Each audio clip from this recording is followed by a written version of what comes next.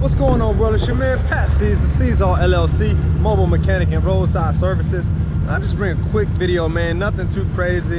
Hope everybody's doing good out there. Y'all hit the channel for the first time, man, go ahead and subscribe and shoot me a like. Boom, a big thumbs up, man. Let's help this thing move for that YouTube algorithm. Thank y'all for having subscribed to me, and let's keep on rocking. So we're gonna make a quick video, man, and we're gonna talk quick about self-sufficiency, and we're gonna get into it right after the intro.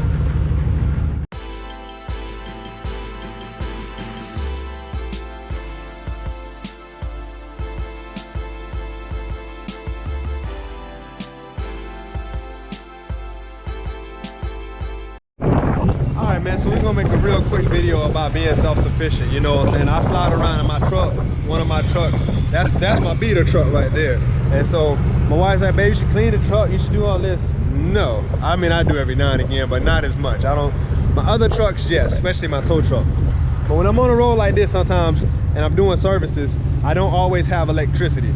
And so yeah, that was one of the reasons. If you're gonna do anything in this field, man, if you unless you got a generator, but a lot of generators are super loud, you got to keep something with gas on you all the time. If you got a closed truck like this or SUV, you don't have an open back truck. Yeah, open back truck, then it's okay. You know what I'm saying? You can run a generator and then you can do everything. It's actually a lot more convenient than having to run the car like this. But this works, especially for doing AC. So I got my 1000-watt power inverter. Right now we pulling, what was that, 314 watts. Running my my vacuum pump. I got the gauges right here, and the reason why is because the hose is not long enough to put it up. But it's one of my favorite cars, man. And if I had to build anything, it would probably be something like a I probably would put a big block in here, to be honest with you. It's already a heavy car. But either way, self-sufficiency is the key. You want to be able to have everything on the go. The problem, the other side of having self-sufficiency is you need space.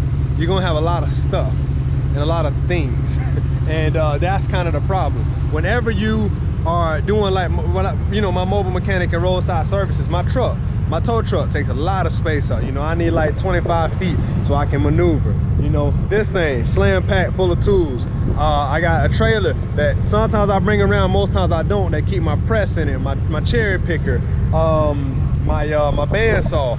I mean, because I do a lot of stuff that I don't actually record. It's very, very hard to just stop and do this and then edit and all that good jazz. So right now though, we're on the road, we're doing something simple, little AC job, just changed out the seals. Here's one now, I dropped the other one. But we gotta get homie rolling because it's kind of hot in Florida, even though it's cold right now, or cool.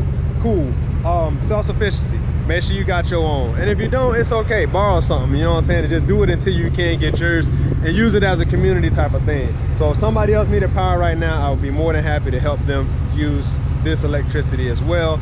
And that's what it's all about, man. You know, each one teach one, each one give one, you know what I'm saying? And keep it going, not necessarily in a socialism type, but you know, capitalistic as well. Everybody got to make something to be able to feed theirs, but there's nothing wrong with helping people out.